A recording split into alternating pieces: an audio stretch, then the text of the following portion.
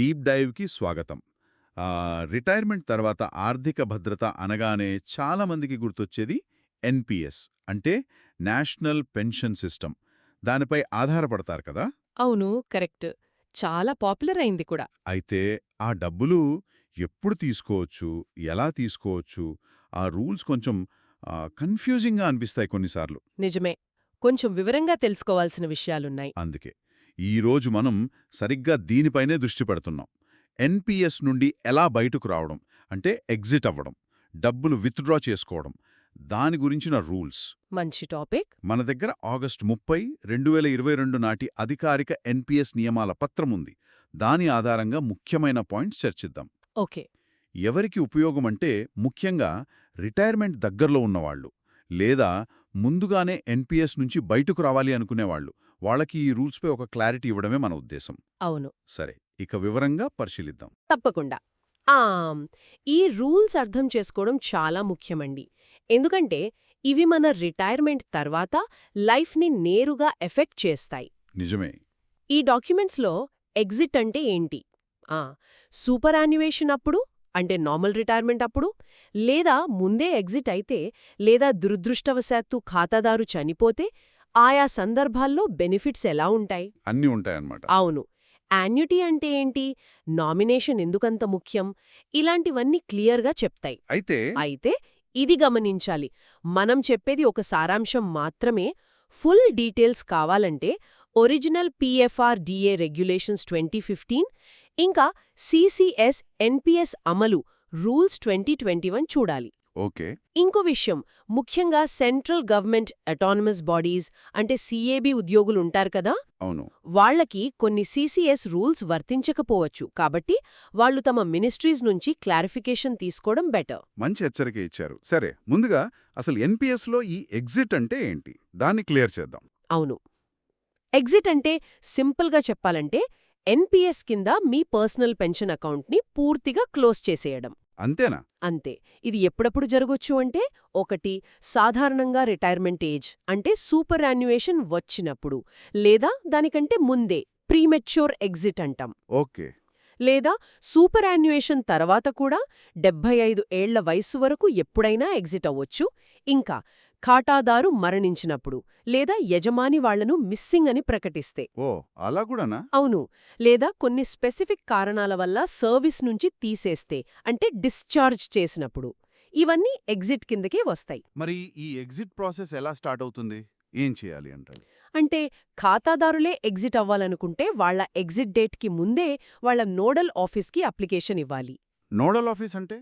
ఉదాహరణకు గవర్నమెంట్ ఎంప్లాయీస్కైతే వాళ్ల pay and accounts office PAO లాంటిదన్నమాట. ఓకే. ఒకవేళ మరణం లాంటివి జరిగితే? ఒకవేళ ఖాతాదారు మరణిస్తే లేదా మిస్సింగ్ అయితే, అప్పుడు నామినీలుంటారు కదా, వాళ్ళు లేదా కుటుంబ సభ్యులు లేదా లీగల్ హెయిర్స్ వాళ్ళు కావాల్సిన డాక్యుమెంట్స్తో నోడల్ ఆఫీస్లో క్లెయిమ్ అప్లికేషన్ పెట్టాలి. అర్థమైంది. సరే, ఇప్పుడు కామన్ కేసుకొద్దాం. సూపర్ యాన్యుయేషన్ అంటే రిటైర్మెంట్ ఏజ్లో రిటైర్ అయితే అప్పుడు రూల్స్ ఏంటి, బెనిఫిట్స్ ఎలా ఉంటాయి? సూపర్ యాన్యుయేషన్ టైంలో ఎగ్జిట్ అయితే వాళ్లు జమ చేసిన మొత్తం పెన్షన్ వెళ్తుంది కదా, కార్పస్. ఎస్. ఆ కార్పస్లో కనీసం 40% భాగం యాన్యుటీ కొనడానికి వాడాలి. ఒక్క నిమిషం, ఈ యాన్యుటీ పదం మళ్ళీ మళ్ళీ వస్తుంది. అసలు ఏంటది, సింపుల్గా చెప్పగలరా? మంచి ప్రశ్న. యాన్యుటీ అంటే బేసిక్గా అదొక ఇన్సూరెన్స్ ప్రోడక్ట్ లాంటిదనుకోండి. ఇన్సూరెన్సా? అంటే మీరు కొంత డబ్బు, ఈ కేసులో మీ ఎన్పిఎస్ కార్పస్లో కొంత భాగం, ఒక యాన్యుటీ సర్వీస్ ప్రొవైడర్ ఏఎస్పీకి ఇస్తారు. ఏఎస్పీ అంటే? అంటే పిఎఫ్ఆర్డిఏ గుర్తించిన ఇన్సూరెన్స్ కంపెనీలన్నమాట.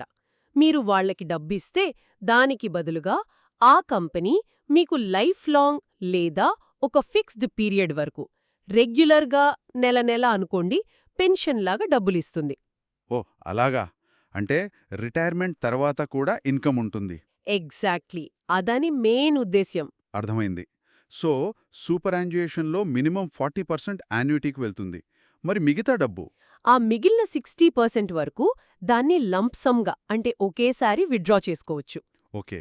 ఇంకో మంచి విషయమేంటంటే ఈ 60% లంప్సమ్ అమౌంట్కి ట్యాక్స్ లేదు, పన్ను రహితం. అదా, అది గుడ్ న్యూస్. అవును. కానీ యాన్యుటీ ద్వారా నెల నెలా వస్తుంది కదా పెన్షన్, దానిమీద మాత్రం అప్పటి ట్యాక్స్ స్లాబ్ ప్రకారం ట్యాక్స్ పడుతుంది.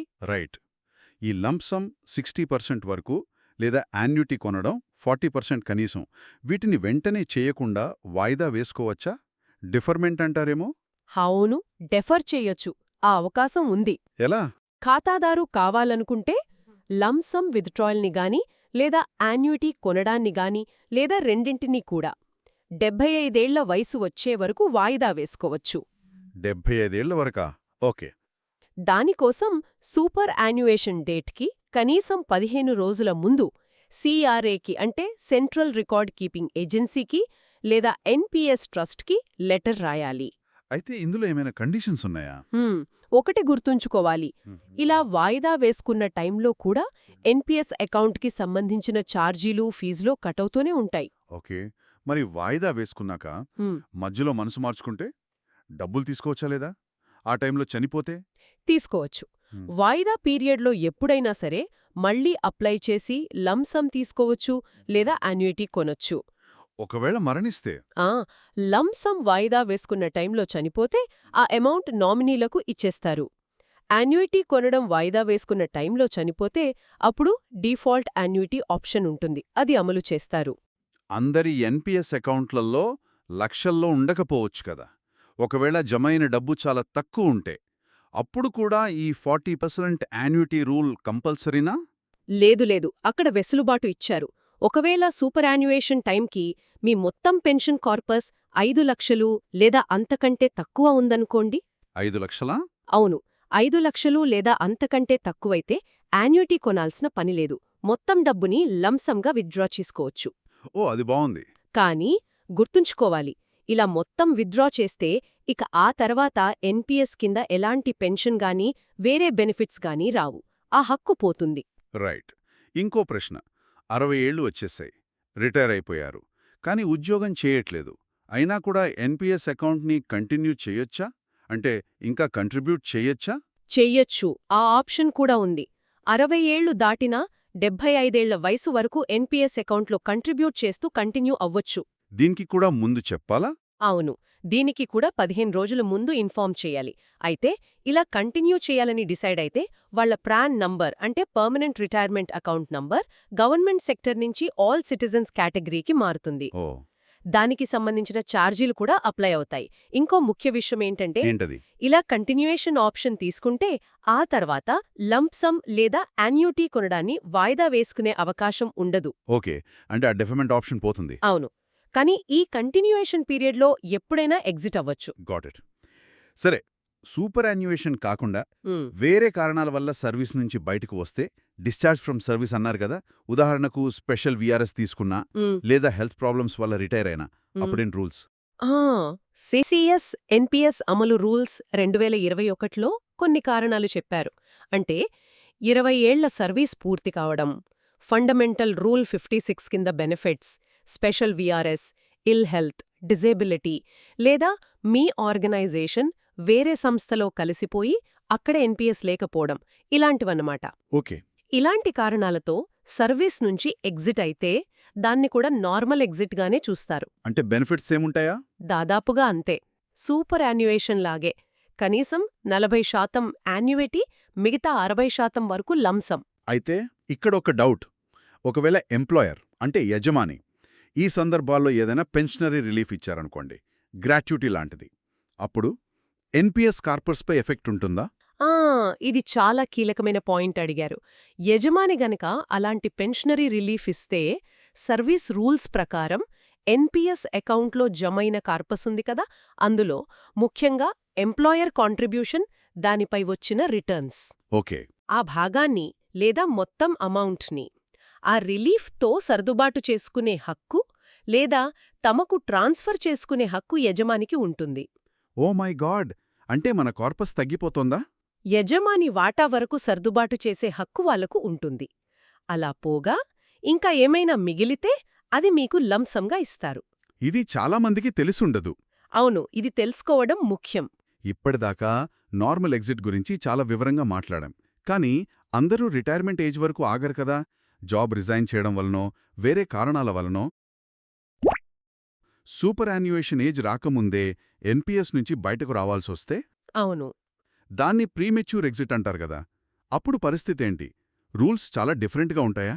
అవును, ఖచ్చితంగా. సూపర్ యాన్యుయేషన్ ఏజ్ రాకముందే, అంటే వాలంటరీగా రిజైన్ చేయడం లేదా డిస్మిసర్ రిమూవ్ అవ్వడం, ఇవన్నీ ప్రీమెచ్యూర్ ఎగ్జిట్ కిందకు వస్తాయి.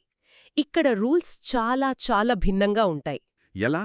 మెయిన్ తేడా ఏంటి? ఇక్కడ మీరు గమనించాల్సిన అతి ముఖ్యమైన తేడా ఏంటంటే, నార్మల్ రిటైర్మెంట్లో మినిమం 40% యాన్యుటీ అన్నాం కదా. అవును. కానీ ప్రీమెచ్యూర్గా బయటకొస్తే మీ డబ్బులో చాలా ఎక్కువ భాగం యాన్యుటీకి లాక్ అయిపోతుంది. ఎంత శాతం? ప్రీమెచ్యూర్ ఎగ్జిట్లు జమ అయిన మొత్తం పెన్షన్ కార్పస్లో కనీసం 80% యాన్యుటీ కొనడానికే వాడాలి. 80%? ఓ. అవును, 80%. అంటే మీకు వెంటనే చేతికి వచ్చే లంప్సమ్ కేవలం మిగిలిన 20% వరకు మాత్రమే ఉంటుంది. అబ్బా, ఇది చాలా పెద్ద తేడా. చాలా పెద్ద ఆర్థిక వ్యత్యాసమిది. ఎవరైనా ముందుగా రిటైర్ అవ్వాలనుకుంటే దీన్ని ఖచ్చితంగా మైండ్లో పెట్టుకోవాలి. నిజమే. మరి ఇక్కడ కూడా కార్పస్ తక్కువుంటే మొత్తం విత్డ్రా చేసుకునే ఆప్షన్ ఉందా? ఉంది, కానీ ఇక్కడ లిమిట్ ఇంకా తక్కువ. ప్రీమెచ్యూర్ ఎగ్జిట్ టైంలో మీ మొత్తం కార్పస్ 2.5 లక్షలు 2.5 lakhs లేదా అంతకంటే తక్కువ ఉంటేనే యాన్యుటీ కొనకుండా మొత్తం విత్డ్రా చేసుకోవచ్చు. Only 2.5 lakhs. సూపర్ యాన్యుయేషన్లో 5 లక్షలన్నారు కదా. మళ్ళీ అదే రూల్. ఎన్పీఎస్ కింద పెన్షన్ హక్కు ఉండదు. ఇక్కడ ఒక ముఖ్యమైన ప్రశ్న తలనెత్తుతుంది. అనుకుందాం, ఒకరి కార్పస్ 2.5 లక్షల కంటే ఎక్కువ ఉంది కాబట్టి 80% యాన్యుటీ కొనాలి. కానీ యాన్యుటీ అమ్మే కంపెనీల రూల్స్ ప్రకారం యాన్యుటీ కొనడానికి ఒక మినిమం ఏజ్ ఉంటుందట కదా. 30 ఏళ్ళో 35 ఏళ్ళో. అవును, కొన్ని ఏఎస్పీలకు మినిమం ఏజ్ రిక్వైర్మెంట్ ఉంటుంది. మరి ఆ వ్యక్తి వయసు అప్పటికి 28 ఏళ్లయితే యాన్యుటీ కొనడానికి ఏజ్ రాలేదు, ఎలా? ఇది మంచి ప్రాక్టికల్ క్వశ్చన్. ఇది చాలా రేర్ కేస్, కానీ జరగొచ్చు. అలాంటి సిచ్యువేషన్లో వాళ్ళు యాన్యుటీ కొనడానికి అర్హత వచ్చే వరకు ఎన్పీఎస్లోనే కంటిన్యూ అవ్వాల్సి ఉంటుంది. అంటే డబ్బులు అప్పుడే రావా? రావు. ఆ డబ్బు ఎన్పీఎస్లోనే ఉంటుంది.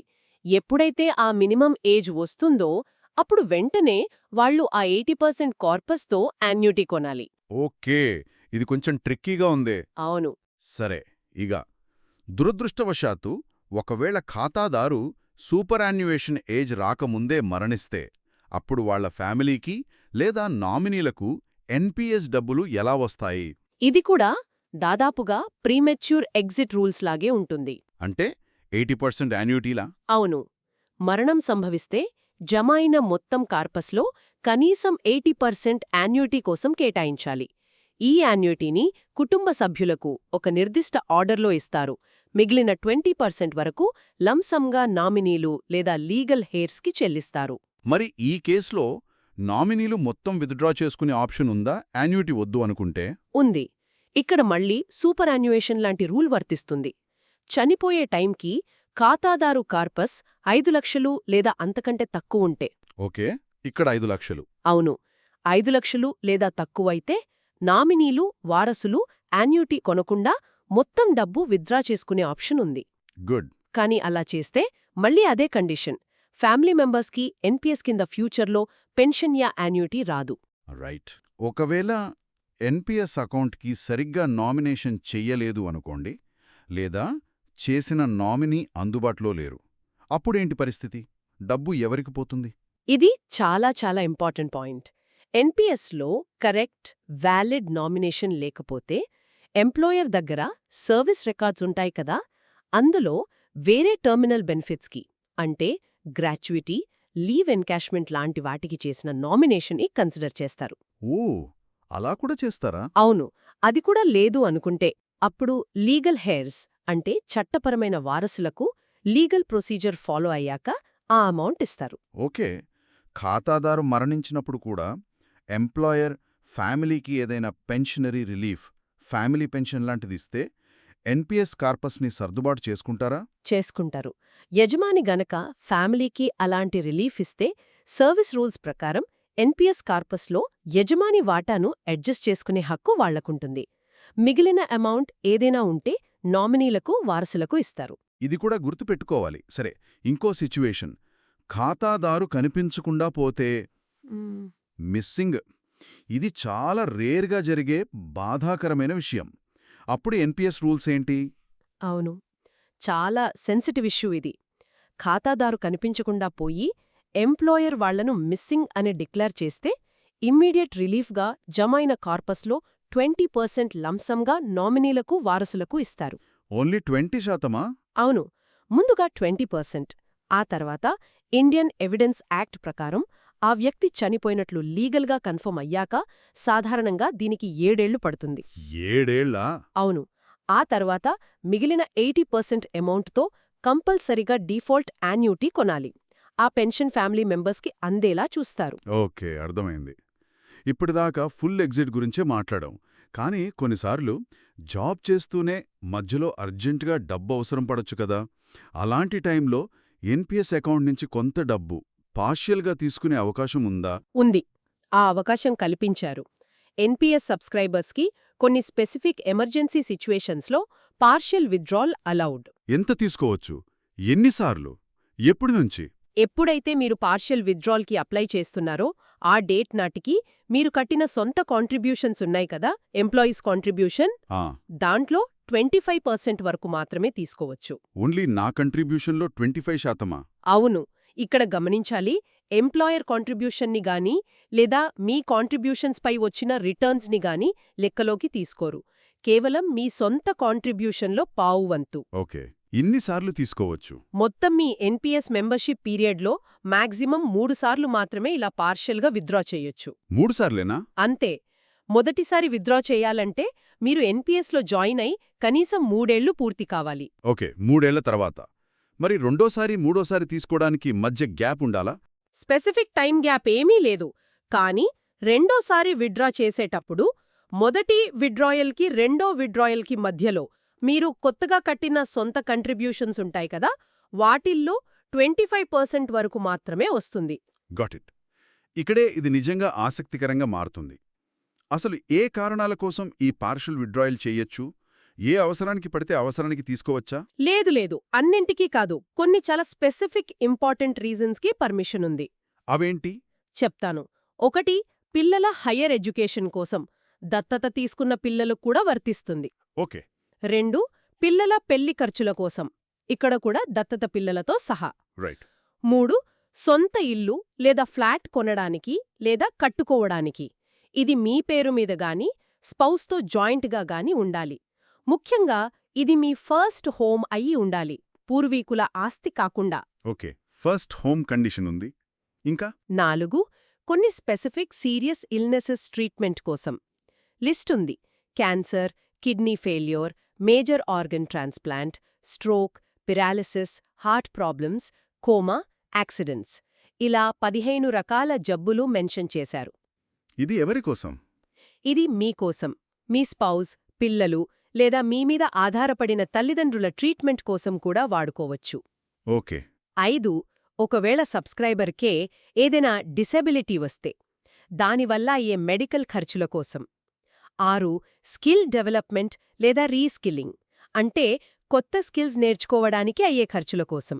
ఓ, ఇది కొత్తగా ఉంది. అవును. 7, మీరు స్వంతంగా ఏదైనా బిజినెస్ లేదా స్టార్టప్ పెట్టాలనుకుంటే దాని ఖర్చుల కోసం కూడా తీసుకోవచ్చు. ఇన్ని కారణాలున్నాయా? బావుంది. ఈ డబ్బుకు ట్యాక్స్ ఉంటుందా? లేదు, పార్షియల్ విత్డ్రావల్ ద్వారా తీసుకున్న అమౌంట్ కూడా ట్యాక్స్ ఫ్రీ. గ్రేట్. ఒకవేళ సీరియస్ ఇల్నెస్ వల్ల ఖాతాదారు అప్లై చేయలేని పరిస్థితిలో ఉంటే ఫ్యామిలీ మెంబర్స్ చెయ్యొచ్చా? చెయ్యొచ్చు. ఖాతాదారు అన్కాన్షియస్గా ఉన్నా లేదా మూవ్ అవ్వలేని కండిషన్లో ఉన్నా వాళ్ల తరపున ఫ్యామిలీ మెంబర్స్ ఎవరైనా కావాల్సిన మెడికల్ సర్టిఫికేట్స్తో అప్లై చేయొచ్చు. సరే, ఇందాక నామినేషన్ గురించి చెప్పారు కదా, దాని ప్రాముఖ్యత. ఎన్పీఎస్లో నామినేషన్ రూల్స్ ఏంటి? కంపల్సరీనా? అవును. ఎన్పీఎస్ అకౌంట్ ఓపెన్ చేసేటప్పుడే నామినేషన్ చేయడం కంపల్సరీ. ఇది చాలా కీలకం. ఒకవేళ సబ్స్క్రైబర్కి ఏదైనా అయితే ఆ డబ్బులు కరెక్ట్ పర్సన్కి చేరాలంటే నామినేషన్ ఉండాలి. ఎవరిని నామినీగా పెట్టొచ్చు? రూల్స్ ఉన్నాయా? ఉన్నాయి. నామినేషన్ చేసే టైంకి మీకు ఫ్యామిలీ అంటే స్పౌస్, పిల్లలు, డిపెండెంట్ పేరెంట్స్, చనిపోయిన కొడుకు, భార్య, పిల్లలు ఉంటే ఖచ్చితంగా ఫ్యామిలీ మెంబర్స్నే నామినీగా పెట్టాలి. ఓన్లీ ఫ్యామిలీ మెంబర్స్నేనా? అవును. మీకు ఫ్యామిలీ ఉంటే, ఫ్యామిలీ ఉండి కూడా బయట వాళ్లను నామినేట్ చేస్తే ఆ నామినేషన్ చెల్లదు, ఇన్వాలిడ్ అయిపోతుంది. అదా సంగతి. ఇది చాలా ఇంపార్టెంట్ పాయింట్. మరి పెళ్లి తర్వాత నామినేషన్ మార్చాలా? తప్పనిసరిగా మార్చాలి. ఇది అండర్లైన్ చేసుకోవాల్సిన విషయం. పెళ్లికి ముందు చేసిన నామినేషన్ పెళ్లి అవ్వగానే ఆటోమేటిక్గా క్యాన్సిల్ అయిపోతుంది. రియలీ? అవును. కాబట్టి పెళ్లి అయిన వెంటనే కొత్తగా నామినేషన్ స్పౌజ్ని గాని వేరే ఫ్యామిలీ మెంబర్స్ని గాని చెయ్యకపోతే పాతది చెల్లదు. ఇది చాలామందికి తెలియదు. చాలా జాగ్రత్తగా ఉండాలి. ఓకే, ఇది ఖచ్చితంగా గుర్తుపెట్టుకోవాలి. ఒకటి కంటే ఎక్కువ మందిని నామినీలుగా పెట్టొచ్చా?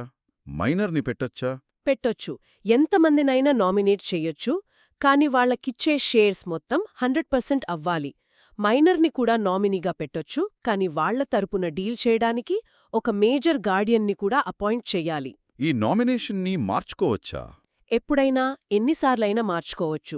మీ లైఫ్ సిచ్యువేషన్ మారినప్పుడల్లా అప్డేట్ చేసుకోవడం మంచిది. సరే, మళ్ళీ యాన్యుటీ దగ్గరకొద్దాం. డిఫాల్ట్ యాన్యుటీ అని ఒక ఆప్షన్ ఉందన్నారు కదా, ఏంటది? అందరూ అదే తీసుకోవాలా?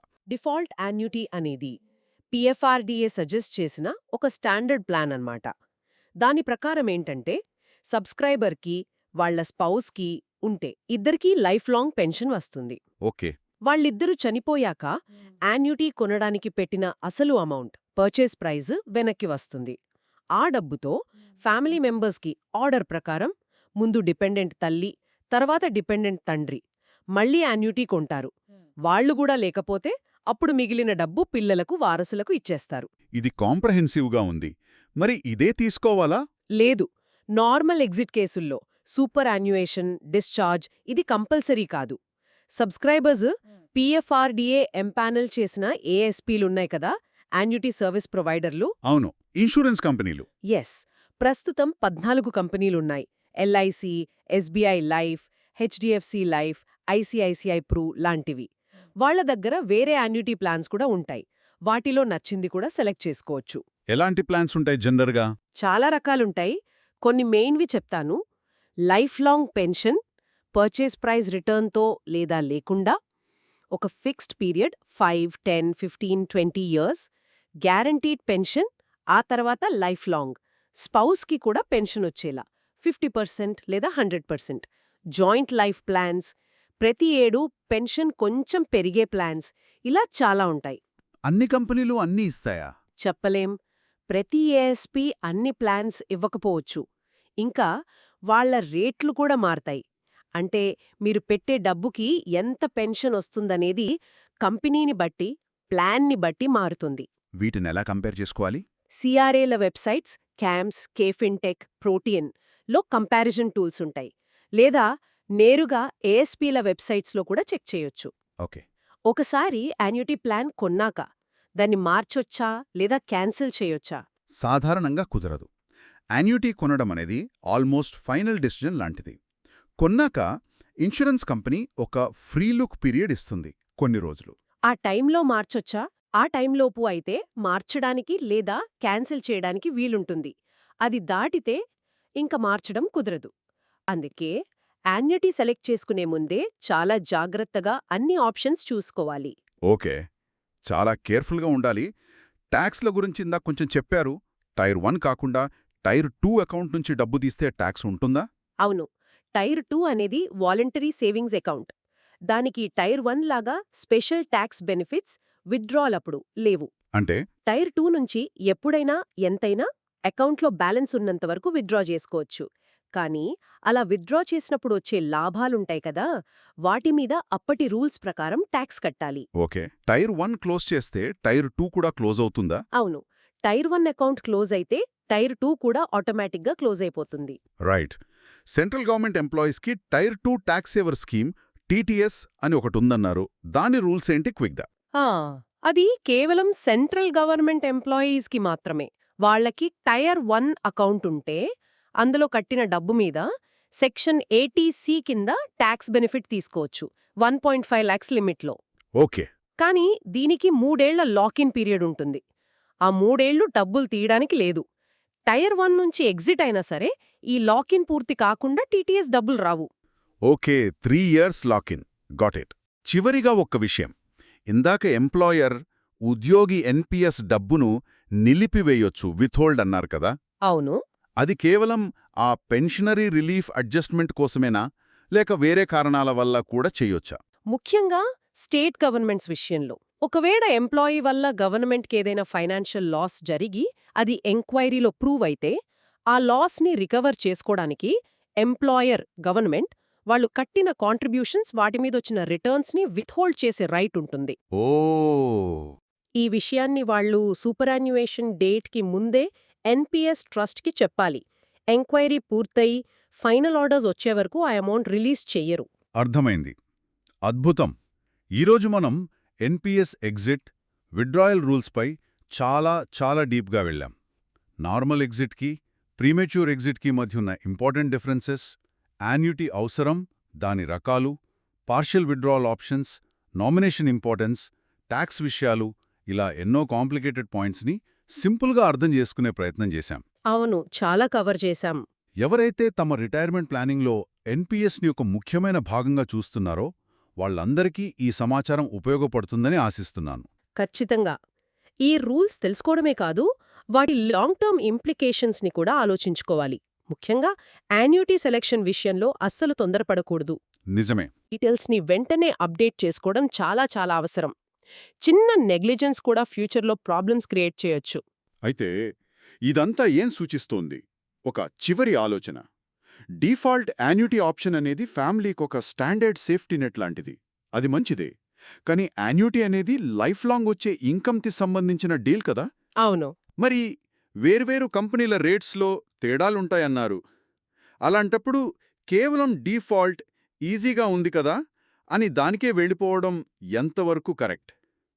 వేరే ఏఎస్పీల రేట్లు, ఫీచర్స్, వాళ్ల క్లెయిమ్ సెటిల్మెంట్ హిస్టరీ ఇవన్నీ డీప్గా కంపేర్ చేసి మన రిటైర్మెంట్ ఫండ్కి లాంగ్ రన్లో బెస్ట్ బెనిఫిట్ ఎలా వస్తుందని అనలైజ్ చేయడం, అది మనం తీసుకునే ఫైనల్ యాన్యుటీ డిసిషన్ని ఎంతవరకు ఇన్ఫ్లుయెన్స్ చేయాలి, ఈ పర్సనల్ అనాలిసిస్కి ఎంత ఇంపార్టెన్స్ ఇవ్వాలి, దీని గురించి ఆలోచించండి. ఈరోజు మాతో పాటు ఈ విశ్లేషణలో పాల్గొన్నందుకు ధన్యవాదాలు. Thank you. మరో అంశంతో మళ్ళీ కలుద్దాం.